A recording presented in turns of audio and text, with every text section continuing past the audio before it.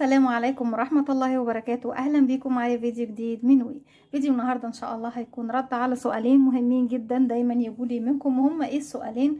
يا رندا لو ممكن بس تشرحي معانا طرق تشبيك المربعات، وخصوصا طريقة تشبيك مربع الجيراني عيوني طبعا. حبيت ان انا اعمل لكم فيديو واحد فيه كل طرق التشبيك، بس حسيت ان هي هتبقى كتيرة جدا والفيديو هيعدي وقت طويل جدا وهيكون ممل بالنسبة لكم، فحبيت ان احنا نعمل اكتر من فيديو لأكتر من طريقة تشبيك. تاني سؤال وهو لو ممكن كمان تكلمي معانا عن مجموعة تدريجات ألوان، أو تقولي لنا أو تقترحي علينا مجموعة من تدريجات الألوان اللي ممكن نعمل بيها مربع الجيراني أو أي حاجة تانية عيوني الاتنين. بردك النهاردة هنشرح مجموعة من الألوان وهنعمل بيها مربع جيراني، وبما اننا هنعمل تشبيك مربع جيراني فحبيت ان احنا كمان نشرح مربع الجيراني مع بعض، علشان البنات اللي لسه لأول مرة بيشوفوا مربع الجيراني يعرفوا ازاي بيتعمل بكل بساطة وبكل سهولة.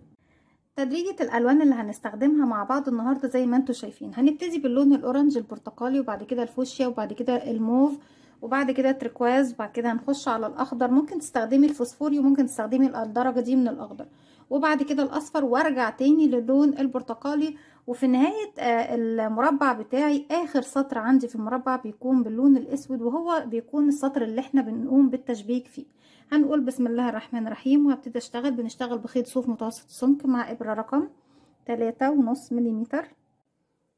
في البداية عشان نكون مربع جيراني بتكون بكل بساطة ان شاء الله بسم الله الرحمن الرحيم بسيب مسافة من الخيط وببتدي اعمل دائرة سحرية. اما انك بتبتدي بدائرة سحرية او بتبتدي بمجموعة سلاسل على حسب الدائرة اللي انت بتحبي تشتغلي بيها، او دائرة السلسلتين. والثلاث طرق موجودين عندنا في القناة، اللي يحب يراجعهم كل واحدة فيهم ليها فيديو خاص بيها. على 2 من الاصابع بلف الخيط بالشكل دوت وبلف للخلف. باجي تاني للامام، مش هجيب الخيط جنب بعضه، لا هجيب الخيط عكس بعضه بشكل حرف الاكس وارجع تاني الف للخلف. هدور ايدي الناحية التانية، هيتكون عندي هنا حلقتين. هنزل بالابرة تحت الحلقة الاولى واكون فوق الحلقة التانية، اسحبها من تحت الاولى بالشكل ده. هلف ايدي واحدة واحدة وابتدي اخرج الخيط من على ايديا بالراحة علشان ما يفكش مني خالص. بتأكد ان طرفين الخيط داخلين داخل الدائرة السحرية. طرف الخيط الغير متصل بالشلة اهو داخل الدائرة، وطرف الخيط المتصل بالشلة بردك داخل الدائرة. بحافظ على طرف الخيط الصغير ده لانه هو يقفل الدائرة في النهاية، لكن انا برفع دلوقتي طرف الخيط المتصل بالشلة وببتدي اشتغل. الدائرة السحرية دي انا ينفعش اشتغل فيها دلوقتي. طيب يعني نقدر نشتغل فيها امتى؟ لما اقفلها. ازاي بقفلها؟ بلف الخيط واخرج من الحلقة اللي عندي على الابرة، بكده بكون عملت سلسلة. السلسلة دي كده قامت معايا دورين. الدور الاول هي قفلت لي الدائرة السحرية، الدور التاني هي هتكون جزء من ارتفاع الغرزة الاولى. والغرزة الاولى عندي هتكون غرزة عمود بلفة، بيكون ارتفاعها 3 سلاسل، ارتفعنا منهم واحدة هكمل عليها كمان 2 يبقوا 3. كده 1 2. يبقى السلسلة اللي ارتفعتها قفلت بيها الدائرة السحرية بتكون جزء من ارتفاعي للغرزة الاولى. الثلاث سلاسل دول هعتبرهم اول عمود بلفة موجود عندي. علشان اكون مربع لازم اكون 4 اضلاع واربع زوايا. طيب كل مجموعة او 4 مجموعات عندي موجودين في السطر الاول، كل مجموعة بتكون مكونة من 3 غرزة عمود بلفة. طيب احنا عشان نشتغل 4 مجموعات كل مجموعة فيها 3 غرزة عمود بلفة، لازم اشتغل بعد كل مجموعة فيهم زاوية. الزاوية دي بتكون مكونة من ايه؟ بتكون مكونة من 3 سلاسل، ده في السطر الاول بس، لكن الزوايا في السطور اللي فوق هتختلف، وهنشوف طبعا الاختلاف هيكون في ايه. طيب انا كده اشتغلت 1 عمود بلفة من المجموعة الاولى، فاضل لي كمان 2 عمود بلفة. العمود بنشتغله ازاي؟ بيكون عندي على الابرة حلقة، بلف لفة واحدة لانه عمود بلفة واحدة بقى معايا حلقتين. هدخل الفراغ بتاعي داخل الدائرة السحرية، الف الخيط واسحبه واخرج منه. كده بقى معايا 3 حلقات على الابرة، هلف الخيط واخرج من حلقتين، اتبقوا 2 هلف الخيط واخرج منه. ده اول عمود. ده تاني عمود، لكن اول عمود بشتغله بشكل طبيعي بعد السلاسل. يبقى كده 1 2 3. واتفقنا مع بعض كل 3 عمود بشتغلهم بشتغل بعديهم 3 سلاسل. طيب انا حاسه ان منتصف الدائره او مركز الدائره واسع شويه، بشد خيط البدايه ده، بضيق المكان عشان اعرف اشتغل فيه بشكل ايه اريح. هاخد 3 سلسله 1 2 3 وهلف الخيط على الابره، وهدخل تاني داخل الدائره اشتغل كمان 3 عمود بلفه. 1 2 3. 3 سلسله 1 2 3، وتاني في نفس الفراغ بشتغل كمان 3 عمود بلفه. 1 2 3. زي ما احنا شايفين كونا 1 2 3 مجموعات، لكن كونا زاويتين بس. بعد 3 عمود باخد 3 سلسلة، 1 2 3، ودي كده الزاوية رقم 3 عندي. هلف الخيط وهدخل اكمل المجموعة رقم 4 اللي مكونة من 3 عمود بلفة كده. 1 2 3. طيب بالشكل دوت انا كده خلاص يعني كونت المربع بتاعي. لسه ما كملتش الزاوية الاخيرة طبعا، لكن انا خلاص مش هشتغل اعمدة تاني. يعني الدائرة السحرية بتاعتي المفروض هشد الخيط بقى بتاع البداية ده خالص، بقفل منتصف المربع بتاعي زي ما احنا شايفين بالشكل ده. طيب انا كده اتكون عندي مربع بس ناقص فيه زاوية. يعني انا كده اشتغلت بمجموعة وزاوية ومجموعة وزاوية ومجموعة وزاوية ومجموعة، يبقى فاضل لي زاوية اللي هي 3 سلاسل، 1 2 3. وهروح لتالت سلسلة ارتفاع اشتغلتها في البداية خالص، 1 2 3. برفع الحلقة اللي هي الامامية اهي، وبعد كده بلف الخيط وبخرج بالشكل ده. هلف الخيط واخرج من الحلقة الخلفية مع كمان الحلقة المطب اللي في الخلف، واخرج كمان من الحلقة اللي عندي على الابرة بالشكل دوت. كونت اول مربع صغير او اول سطر من مربع الجيراني بتاعي. المفروض ان انا ببتدي اشتغل بلون جديد. همشي، ما بشتغلش بقى عندي، بشتغل فين؟ ما بشتغلش فوق الاعمدة ما بشتغلش فيها خالص. بشتغل فين؟ بشتغل في الزوايا. طيب انا عندي دلوقتي كام فراغ؟ انا بشتغل خلاص في الفراغات. هشتغل في كام فراغ؟ انا عندي 1 2 3 4. عدد الفراغات دي هيزيد معايا في السطر اللي جاي. طيب يبقى احنا عندنا نحفظ مع بعض كويس. السطر الاول كان عندي 4 فراغات. الزاوية عندي بعد كده في السطر اللي جاي والسطور اللي جاية بعد كده بشتغل فيها بطريقة معينة. يعني انا عندي 3 سلاسل دول بعتبرهم زاوية. هشتغل فيهم ايه؟ بشتغل فيهم مرتين. يعني 3 عمود بعتبرهم مرة، وبعديهم 3 سلاسل، وكمان 3 عمود دي تاني مرة. يعني المرتين بتوعي عبارة عن 3 عمود، 3 سلسلة، 3 عمود. والثلاث سلاسل بيكونوا مسافة ان انا اشتغل فيهم تاني زاوية فوق. همشي بمنزلقة فوق الغرزة اللي جاية، ومنزلقة كمان فوق الغرزة اللي بعدها. بعد كده هبتدي اجيب بقى اللون الجديد بتاعي. الخيوط بتاعتك سيبيها للنهاية او تقصي 10 سنتي وتبتدي تقصي، لكن انا افضل انك تسيبيها للنهاية وبعد كده تسيبي منها 10 سنتي، وبعد كده بإبرة التنظيف تنضفيه علشان مفيش حاجة تفك منك خالص. هجيب اللون الجديد بسيب منه مسافة وبلف حلقة على الهوا بالشكل ده. بدخل في اللون في الحلقة الموجودة، ألف الخيط وأخرج منها، وطرف الخيط بشده بقى في العقدة بدائي. هسحب الحلقة الجديدة باللون الجديد من الحلقة الموجودة عندي على الإبرة، وأبتدي همشي بمنزلقة لغاية أول 3 سلاسل بالشكل ده. خلاص أنا كده أقدر أشتغل في الفراغ بتاعي بشكل طبيعي جدا. أنا بشتغل بقى في الزاوية. في كل زاوية إيه يا بنات؟ اتفقنا مع بعض نشتغل 3 عمود، 3 سلسلة، 3 عمود بلف. هرتفع 1 2 3 واعتبره أول عمود بلف عندي، واشتغل كمان 2 في نفس الفراغ اللي فوق ال3 سلاسل. 1 2. كده اشتغلت اول مرة، وهي طبعا مكونة من 3 عمود. هاخد 3 سلسلة، 1 2 3، واروح اشتغل تاني مرة فيها 3 عمود بلفة في نفس الفراغ. 1 2 3.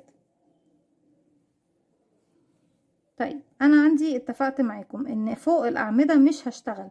طب انا عايزه اروح اشتغل من الفراغ ده للفراغ ده، هاخد سلسله واحده بس مسافه، وممكن كمان الاستغناء عنها. يعني في بنات ما بيحبوش ياخدوا السلسله دي، ما فيش مشكله خالص. وفي بنات بيحبوا ياخدوها سلسلتين بدل سلسله، بردك ما فيش مشكله، بس هيكون الفراغ اوسع شويه. هلف الخيط بقى بعد ما اخدت سلسله فوق ال3 عمود دول. هروح للزاويه اللي بعدها واشتغل زاويه تانية مكونه من 3 عمود، 3 سلسله، 3 عمود بلف. 1 2 3. 1 2 3 سلسلة تاني في نفس الفراغ. 1 2 3 سلسلة، وهروح بقى للزاوية اللي بعدها بكرر نفس اللي انا عملته. 3 عمود، 3 سلسلة، 3 عمود، بعدهم سلسلة فوق الأعمدة، 3 عمود، 3 سلسلة، 3 عمود، وباخد سلسلة مسافة. وبعد كده هرجع لكم نكمل مع بعض. رجعت لكم تاني وكده بعد ما خلص السطر بتاعي زي ما احنا شايفين. في تالت سلسلة ارتفاع بدخل وبقفل بغرزة منزلقة. قبل ما امشي بمنزلقة عشان اضيف اللون الجديد عايزين نشوف حاجة، نلاحظ حاجة حصلت عندنا هنا. تحت في السطر الاول كان عندي 4 فراغات بس اللي هم 4 زوايا، 1 2 3 4. في السطر ده بقى معايا بردك 4 زوايا اللي هم 1 2 3 4، لكن زاد عندي كمان 4 فراغات اللي هي الفراغ ده 1 2 3 4، الفراغ اللي بيكون ما بين كل زاوية والزاوية التانية. الفراغ اللي فيه الزاوية اللي فيه 3 سلاسل بشتغل فيه مرتين، يعني بشتغل زاوية زي اللي اشتغلناها تحت بالظبط، 3 عمود 3 سلسلة 3 عمود، ده بيكون فوق ال3 سلاسل. اما الفراغ اللي هو فوق السلسلة بيكون فراغ عادي، تحت منه هتبصوا تلاقوا كمان عشان نأكد على المعلومة بيكون تحت منه أعمدة، يعني هتبصوا تلاقوا الفراغ بتاعي عند السلسلة دي تحتها فراغ، تحت الفراغ ده أعمدة، معنى كده ان ده فراغ عادي مش زاوية. بشتغل فيه مرة واحدة بس، والمرة الواحدة بالنسبة لنا في مربع الجيراني بتكون 3 عمود بلفة، يعني في الفراغ ده بشتغل 3 عمود، في الفراغ اللي فيه 3 سلاسل اللي فيه زاوية بشتغل مرتين، 3 عمود 3 سلسلة 3 عمود بلفة. يبقى انا عندي هنا ايه، عندي 4 فراغات فيهم زاوية اللي هم 1 2 3 4، و4 فراغات عاديين بشتغل فيهم 3 عمود بلفة بس، 1 2 3 4. وطبعا ما بين كل فراغ وفراغ باخد سلسلة مسافة. همشي بمنزلقة فوق العمود ده ومنزلقة كمان العمود اللي بعده، وبعد كده بجيب اللون البنفسج وببتدي اضيف اللون الجديد بتاعي. ممكن نضيف اللون على فكرة يا بنات في اخر غرزة موجودة عندي في السطر، في اخر حلقتين من غرزة العمود، وهعملها معاكم السطر اللي جاي. بدخل في الحلقة اللي احنا لفيناها على الهواء بقفلها عقدة بداية، وبعد كده بسحبها من الحلقة الموجودة عندي على الابرة. بعد كده هبتدي امشي بمنزلقة لغاية ال3 سلاسل، وابتدي اكرر نفس اللي كنت بعمله تحت في كل زاوية، ارتفع 1 2 3 سلسلة وهعتبرهم عمود، واشتغل كمان 2 عمود وبعديهم 3 سلسلة، وبعد كده 3 عمود بلفة، 1 2، يبقى معايا 3 عمود، 1 2 3، تاني في نفس الفراغ 3 عمود بلفة، 1 2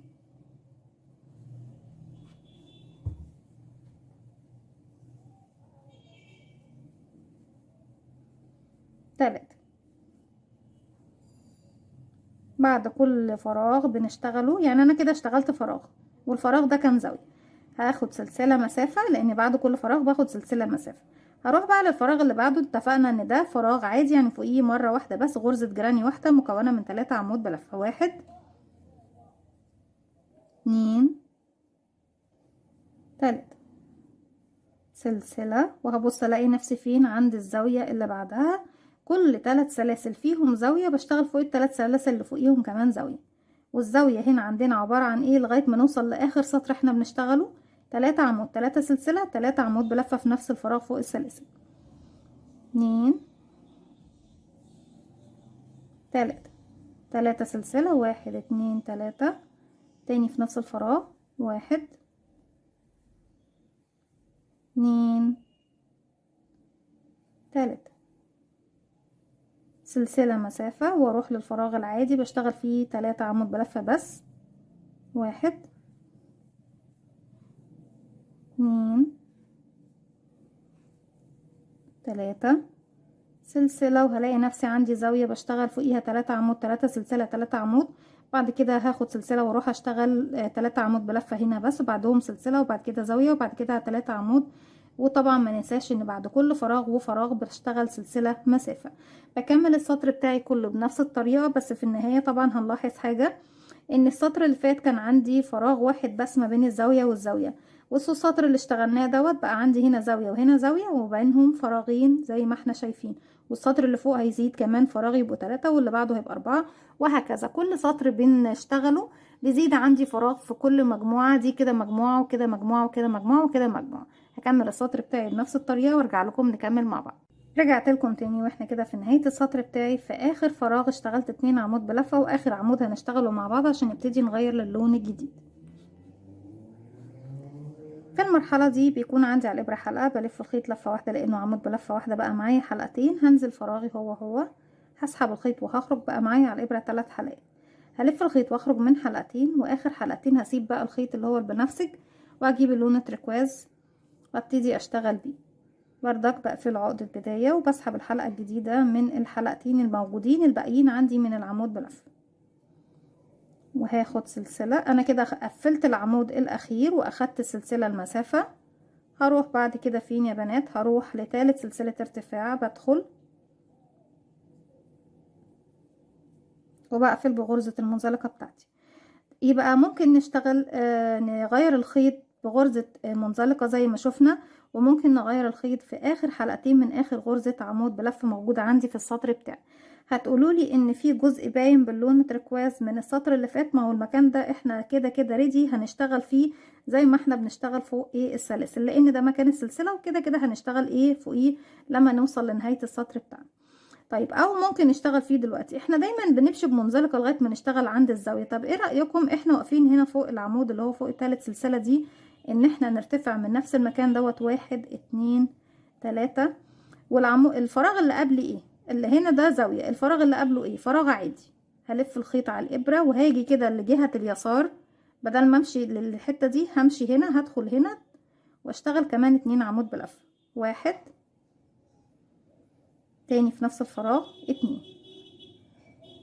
يبقى انا بس بفكرة ان انا يعني بعدت ايدي جبتها لجهة اليمين شوية، اشتغلت الثلاث سلاسل، وبعد كده اشتغلت 2 عمود بلفة في الفراغ اللي هو كان قبل الفراغ اللي هو فيه الزاوية. هناخد سلسلة، وانا كده بعتبر نفسي خلاص اشتغلت في الفراغ دوت خلاص المرة بتاعته. وفوق الزاوية بكون زاوية جديدة مكونة من 3 عمود 3 سلسلة 3 عمود بلفة، 1 2 3 3 سلسلة، تاني في نفس الفراغ 3 عمود بلفة،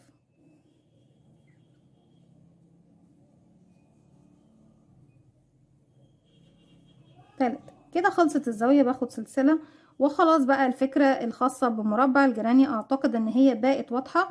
عرفنا ازاي نغير الالوان، يعني عرفنا كمان تركيبة الوان جديدة، عرفنا ازاي نغير اللون سواء بالطريقة الاولى او بالطريقة التانية اللي هي طبعا في اخر العمود عندي او في اخر غرزة موجودة عندي في السطر زي ما احنا شايفين. عرفنا كمان الفراغات اللي بتزيد معايا بتزيد قد ايه في كل سطر. بكمل بنفس الطريقة، لما بوصل لفراغ عادي بشتغل 3 عمود بلفة بس وبعديها سلسلة، 3 عمود بلفة بعديها سلسلة. دي زاوية اللي فوق الثلاث سلاسل هنا بشتغل زيها زاوية بالظبط مكونة من 3 عمود 3 سلسلة 3 عمود، وهكذا لغاية ما بخلص الدوران بتاعي كله او المربع بتاعي كله. مينفعش نقول دوران لان هو شكل مربع. بكمل بنفس الطريقة دي لغاية ما بوصل بخلص كل السطور بتاعتي. هشتغل كمان بعد السطر التركواز دوت لون اخضر وبعد كده اصفر، وارجع تاني للون البرتقالي، وبعد كده هرجع لكم نشتغل اخر سطر اللي هو بيكون فيه سطر التشبيك وطريقة التشبيك. وهو طبعا ده المضمون من الفيديو بتاعنا النهاردة، هي طريقة تشبيك غرزة الجراني. هكمل السطر بتاعي وبقية الالوان وبعد كده ارجع لكم نشبك مع بعض. رجعت لكم تاني وكده خلصت تدريجات اللون الخاص اللي احنا عملناه مع بعض النهارده زي ما احنا شايفين. وهو كان ابتدينا بالاورنج والفوشيا والبنفسج وبعد كده تركواز، بعد كده درجة من درجات الاخضر والاصفر، ورجعنا تاني للاورنج. واخر سطر معانا بيكون اللون الاسود، وهو اللي بيكون قاعدة المفرش او الشيء اللي بتشغليه، لان من مربعات الجيراني نقدر نعمل حاجات كتير جدا. تقدري تعملي بطانية بيبي، تقدري تعملي مفرش سرير، تقدري تعملي منه كمان شال مستطيل او شايل مثلث، نقدر نعمل منه شنطة، نقدر نعمل منه حاجات كتير جدا، او كوفية او لكلوك. يعني في استخدامات كتير جدا لمربع الجيراني. عشان كده بحب دايما لما بيكون في فكرة خاصة بمربع الجيراني ان احنا نشرحه مع بعض.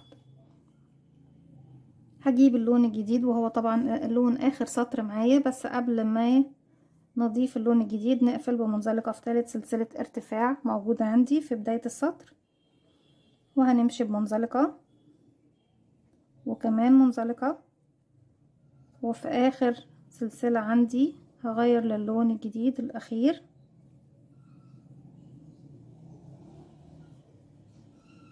بعد كده همشي بمنزلقة لمكان السلاسل. احنا طبعا عارفين طريقة الشغل. احنا اخر سطر عندنا هنا بقى عندي كام فراغ؟ بقى عندي فراغات الزاوية دي 1 وتحت 2 3 4، وما بين الزاوية دي والزاوية اللي على اليسار عندي 1 2 3 4 5 6 6. واحنا كده كام سطر؟ 1 2 3 4 5 6، وده رقم 7. يعني في السطر رقم 8 هتبصوا تلاقوا عندنا كام؟ عندنا 7 فراغات. بيكون عندي عدد الفراغات اقل من السطر اللي احنا شغالين فيه نفسه. برتفع 1 2 3. انا كده كده واقفة فوق فراغ عادي، يعني هشتغل 3 عمود بلفة بس. اشتغلت ال3 سلاسل، يعني اول عمود هشتغل كمان 2 في نفس الفراغ كده، 1 2، وهبتدي اخد سلسلة وهدخل داخل الزاوية واشتغل زاوية زيها مكونة من 3 عمود، 3 سلسلة، 3 عمود فوق ال3 سلاسل. 1 2 3. طيب انا هنا هبتدي اشبك في مربع تاني. مفروض ان انا كنت بشتغل 3 عمود، 3 سلسلة، 3 عمود. احنا كده اشتغلنا 3 عمود، هاخد سلسلة واحدة بس. بعد كده هجيب المربع التاني اللي المفروض هشبك فيه. هنا دي بردك مجموعة الوان تانية بس مختلفة عن الالوان اللي احنا شغالين بيها. يعني هنا الالوان دي بتكون من الوان قوس قزح، لكن هنا الالوان بتاعتنا مدية على اللون البينكي اكتر. واخدين اللون البينك الفاتح، بعد كده الفوشيا، وبعد كده النبيتي، رجعت تاني للبينك، ورجعنا تاني للفوشيا، وفي النهاية بردك بيكون عندي اللون الاسود. طيب انا هنا عندي زاوية، يبقى هاخد بردك من هنا زاوية تانية. في البداية لازم يكون خيطي من فوق. هنا عندي ده وش الشغل، وش الشغل اللي في المربع اللي في الخلف بردك الناحية التانية. الخلف او الظهر للمربعين مقابلين لبعض على طول. كده اشتغلت 3 عمود قصاد ال3 عمود اللي في الزاوية دي في الاول، وبعدهم سلسلة، وهاجي بقى من تحت ال3 سلاسل دول من تحت كده زي ما احنا شايفين. بدخل والف الخيط واسحبه واخرج. ممكن انا الحلقة دي اخدها واخرج بيها من الحلقة اللي عندي على الابرة بالشكل ده، وبكون عملت غرزة منزلقة، وبكده بردك بكون اخدت مكان السلسلة. وممكن والافضل واللي انا دايما بحب اشتغل بيه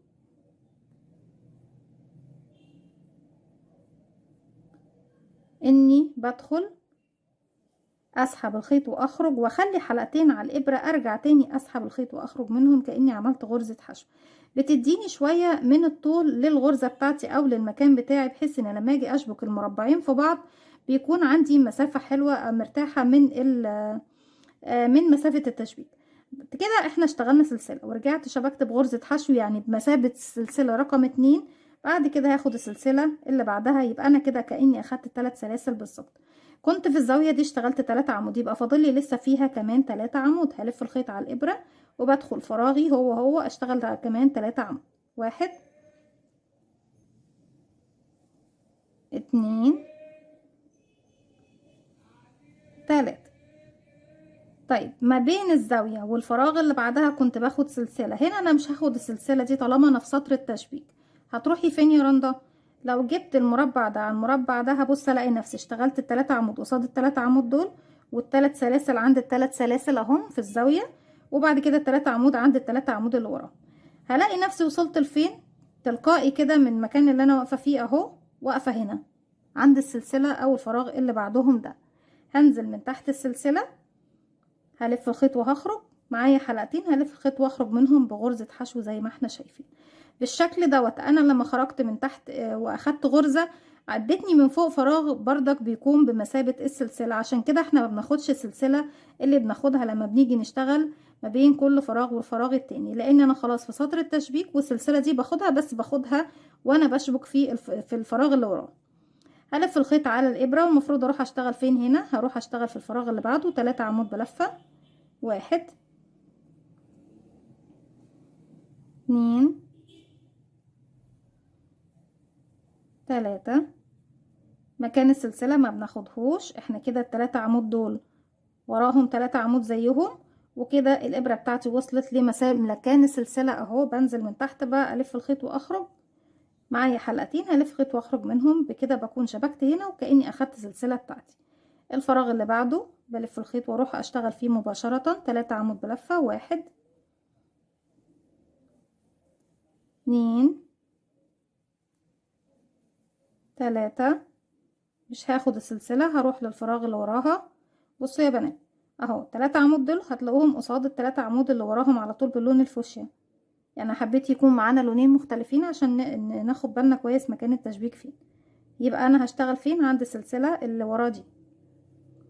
حشو زي ما احنا شايفين. هروح اشتغل في الفراغ اللي بعده فراغ عادي، يعني 3 عمود، 1 2 3. وقفنا فين؟ عند السلسلة اللي وراه، بشغل حشو، ارجع للفراغ ده 3 عمود، 1 2 عفوا 3. بحطهم على ال3 عمود اللي وراهم، بلاقي نفسي عند سلسلة بشغل غرزة حشو. الفراغ ده 3 عمود، 1 2 3. الفراغ اللي بعده عند سلسلة حشو، هنا 3 عمود، 1 2 3 زي ما احنا شايفين بالشكل ده.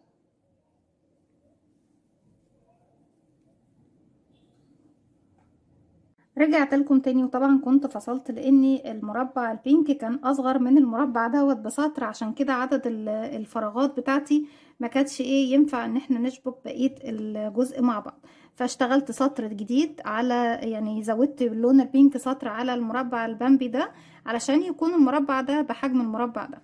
انا كنت ما اشتغلتش السطر الاخير، لان المفروض ان انا بشتغل السطر الاخير باللون الاسود، وبعد كده لما باجي اعمل اللون الاسود في المربع التاني ببتدي اشبك زي ما احنا شفنا. يعني المربع الاول السطر الاخير كمان بتشغليه كامل، لكن كل المربعات اللي جاية بعد منه بتشغليها زي ما احنا شايفين المربع بتاعنا اللي شغلناه مع بعض النهارده. احنا اخر فراغ طبعا كنا اشتغلناه مع بعض اللي هو الفراغ اللي هنا دوت زي ما احنا شايفين، هنشتغله تاني معلش. كده 1 2 3. بعد ما اشتغلت المربع الفراغ بتاعي الاخير، هبص الاقي نفسي هنا عند السلسلة الاخيرة بردك بنفس العدد. بعمل غرزة الحشو، وبعد كده هبص الاقي نفسي وصلت لمكان الزاوية، بشتغل فيها 3 عمود، 1 2 3. والتلاتة دول هيكونوا قصاد التلاتة اللي وراهم. هنبص نلاقي نفسينا عند التلات سلاسل، باخد سلسلة، بعد كده بنزل من تحت التلات سلاسل اللي في الخلف دول، بعمل غرزة حشو، وبعدها سلسلة. بكده بكون اخدت التلات سلاسل بتوعي. بعد كده هدخل في الفراغ هو اكمل 3 عمود بلفات بتوعي تانيين اللي هما بيكونوا مكملين للزاوية اللي احنا بنشتغل. 2 3. لو انا عندي مربع تاني من الناحية دي، بعد ما هشبك هنا بغرزة حشو هشبك في الجهة التانية بغرزة حشو، ومش هاخد سلسلة بعدها، واجي اكمل هنا ال3 عمود بلفة بتوعي. طيب بصوا كده يا بنات، كده احنا المربعين دول شبكناهم بالشكل ده بطريقة غرزة الجراني زي ما احنا شايفين. المكان اللي هو ما بين الأعمدة والأعمدة بيبقوا قصاد بعض، لكن في فراغ فوقيهم هنا. المكان اللي فيه التشبيك هو مكان السلسلة فقط لا غير زي ما احنا شايفين. طيب بعد كده المفروض ان انا بكمل بقى بقية المربع بتاعي بشكل طبيعي طالما ما فيش حاجة اشبك فيه. بشتغل هنا دلوقتي بعد ما خلصت ال3 عمود باخد سلسلة، وبعد كده 3 عمود سلسلة، 3 عمود سلسلة، 3 عمود، وهكذا فوق كل فراغ عادي 3 عمود بلفة، وبعد كده سلسلة. هنا زاوية بتكون زاوية فوقيها فوق الثلاث سلاسل، 3 عمود، 3 سلسلة، 3 عمود، وهكذا. بكمل بقى المربع بتاعي كله بشكل طبيعي لغاية ما بوصل لاخر فراغ اشتغلته. طبعا هنا هشتغله هنا، وبعد كده اخد سلسلة واقفل في ثالث سلسلة ارتفاع اشتغلناها. دي كانت مجموعة من الالوان الجديدة زي ما احنا شايفين، سواء دي او دي. طبعا مش دي اللي احنا اشتغلنا بيها النهاردة، ده مفرش تاني، علشان كده كنت مش عاملة فيه السطر الاخير. وده مفرش بمجموعة الوان قوس قزح جميل جدا، اتمنى ان هي تنول اعجابكم. وطريقة تشبيك الجراني هي دي اول طرق تشبيك شرحتها معاكم النهاردة، وفي اكتر من طرق من طريقة تشبيك، في اكتر من 10 او اكتر كمان. ان شاء الله هنشرح كل واحدة فيهم في فيديو، بعد ما هنخلص كل الفيديوهات بتاعتنا وكل طرق التشبيك بتاعتنا هشرحهم في فيديو واحد يكون مختصر بطريقة مختصرة. اتمنى ان الفيديو بتاعي النهاردة يكون سهل وبسيط وينول اعجابكم. ما تنسوش لو عجبكم الفيديو تعملوا لي لايك وشير وسبسكرايب، واستنوني في فيديو جديد من وفعلوا زرار الجرس عشان يوصلكم مني كل جديد. السلام عليكم ورحمة الله وبركاته.